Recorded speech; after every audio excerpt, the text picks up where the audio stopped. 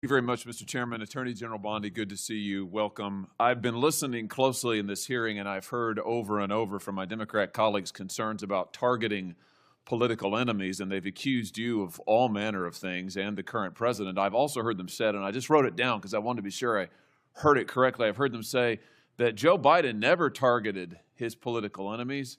Joe Biden never directed his attorney general to target his political opponents. That's interesting. Because I could have sworn that yesterday we learned that the FBI tapped my phone. Let's look at it. We've got a list. Tapped my phone, tapped Lindsey Graham's phone, tapped Marsha Blackburn's phone, tapped 5 other phones of United States senators. Gee, it sure looks like targeting political opponents to me, and yet I haven't heard a word from that side of the dais about any concern whatsoever. We've got nothing but concerns today, but no concern at all for a Justice Department that is tapping the phones of sitting United States senators because who knows why. They don't like them. They're members of the opposition party. They're Republicans. They're conservatives. You've seen this document, Attorney General Bondi. What was going on here? Who ordered this? Who ordered the tapping of the phones of United States senators? Senator Hawley, I cannot discuss the details of that right now for very good reason. You're going to do a thorough investigation into this, I trust. Is that correct?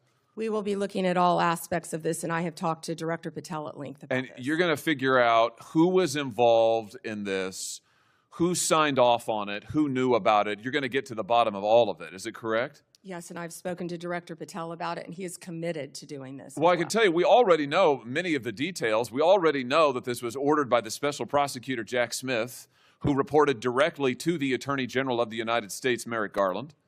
And we know that Jack Smith was on his witch hunt because he was directed to do so by the President of the United States, Joe Biden. Let's just remember. Let's take a walk down memory lane. April 2nd, 2022, the New York Times. Garland faces growing pressure. The Times says as recently as late last year, that would have been 2021, Mr. Biden confided to his inner circle he believed former President Trump was a threat to democracy and should be prosecuted. It goes on to say that Biden was frustrated with Garland and wanted him to take decisive action against Trump.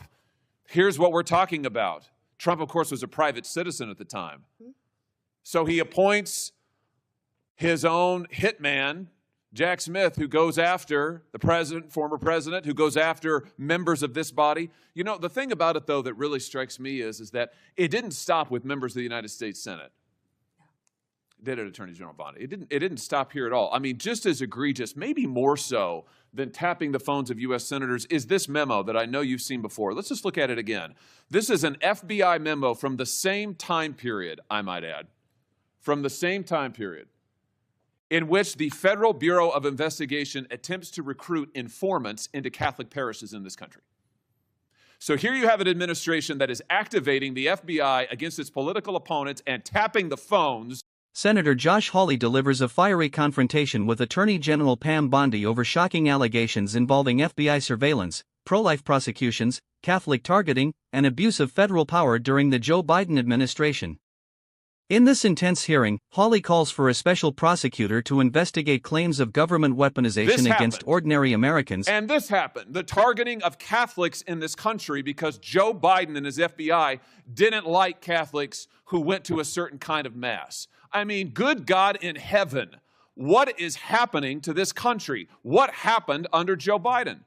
Or then how about this, the infamous school board memo, where Merrick Garland, at the direction of the White House, issued a memo activating the FBI's counterterrorism division against parents who attended school board meetings and had the temerity to ask what their kids were being taught.